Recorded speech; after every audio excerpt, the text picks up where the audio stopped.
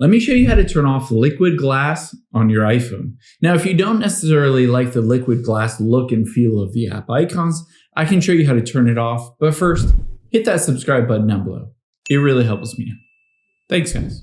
Now, the first thing you can do to turn off liquid glass is to customize your home screen of your phone. So you can press and hold on an app and hit the edit home screen. This will allow you to edit the various app icons. Or if you don't like that method, you can always just press and hold somewhere that your iPhone screen doesn't have an app. Now, after we've done that, we can go through the process of customizing these icons.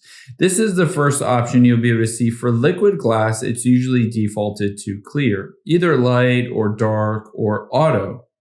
Now, if you don't like this, you can go back to the old look and feel by just going to default. And again, you can tap on that little sun if you wanted the background to be lighter or darker, or tap on these little squares for the icons to be bigger or smaller. However, you can also turn off that liquid glass in a lot of the various fields. You can see here, it kind of has a liquid glass look and feel when I swipe down the lock screen. You can sort of turn this off. You can't completely turn it off, but you can somewhat turn it off in the accessibilities in your iPhone.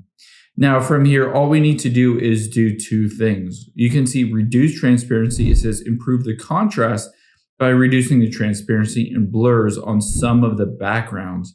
So we can turn this off and turn on increased contrast.